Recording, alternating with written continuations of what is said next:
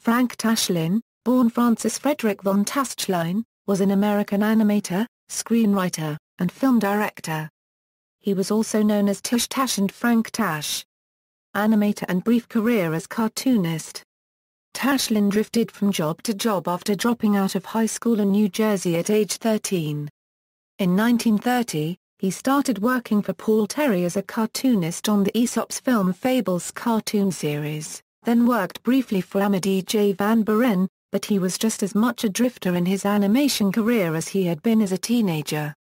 Tashlin joined Leon Schlesinger's cartoon studio at Warner Brothers as an animator in 1933, where he was noted as a fast animator. He used his free time to start his own comic strip in 1934 called Van Boring, inspired by former boss Van Buren, which ran for 3 years. He signed his comic strip Tish Tash, and used the same name for his cartoon credits. Tashlin was fired from the studio when he refused to give Schlesinger a cut of his comic strip revenues. He joined the U-By Works studio in 1934. He moved to Hal Roach's studio in 1935 as a writer. He returned to Schlesinger in 1936 as an animation director, where his diverse interest and knowledge of the industry brought a new understanding of camera work to the Warner's directors. He used all different kinds of camera angles, montages, and pan shots, vertical and horizontal. He directed 16 or 17 shorts from 1936 to 1938. He was making $150 a week. At one point he had an argument with studio manager Henry Binder and resigned. In 1938, he worked for Disney in the story department. He only made $50 a week. Afterward, he served as production manager at Columbia Pictures' Screen Gems Animation Studio in 1941.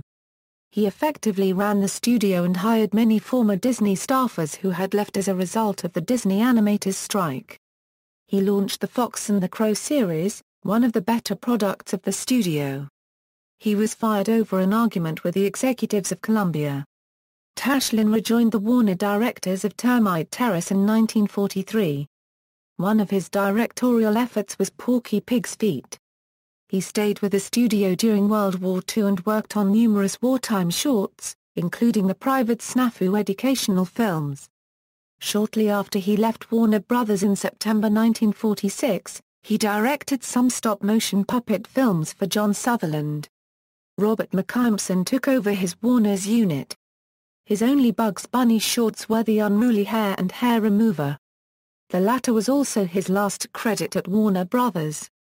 Martha Siegel describes him as here today, gone tomorrow. Now you see him, now you don't.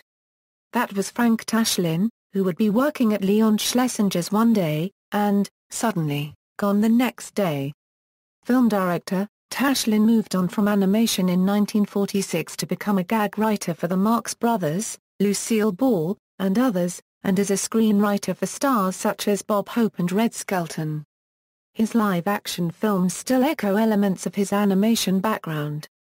Tashlin peppers them with unlikely sight gags, breakneck pacing, and unexpected plot twists.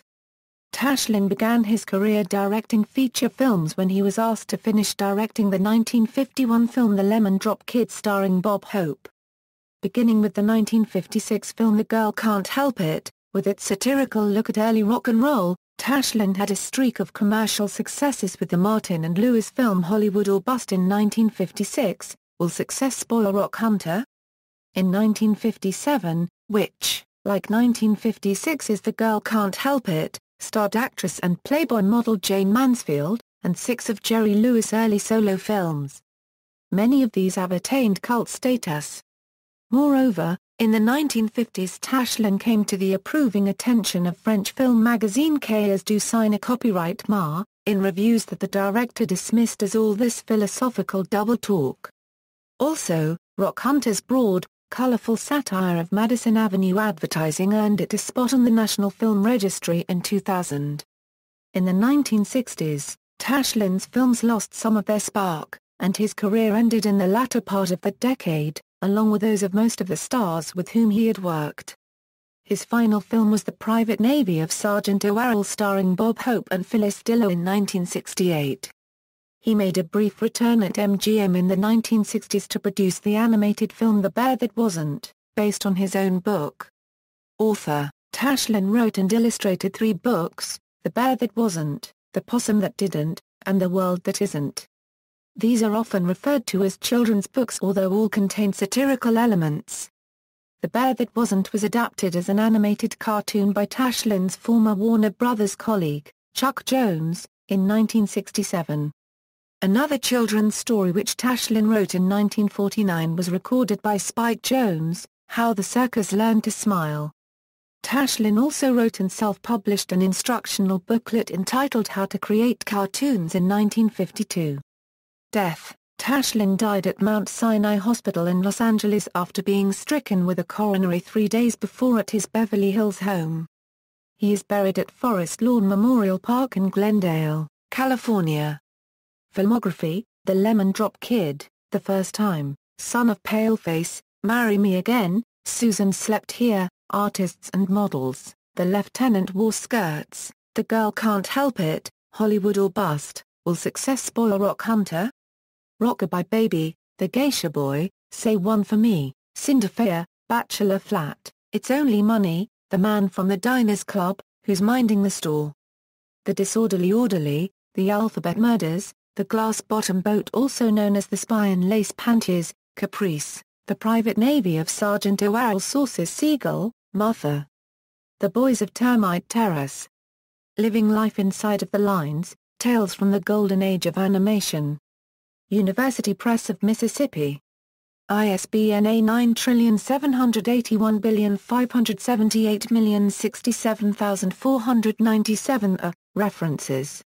External links: Frank Tashlin at the Internet Movie Database, Censors of Cinema, Great Directors Critical Database, Frank Tashlin Interview, Private Snafu The Homefront, 1943 cartoon directed by Tashlin, viewable online, New York Times article, Literature on Frank Tashlin, How to Create Cartoons.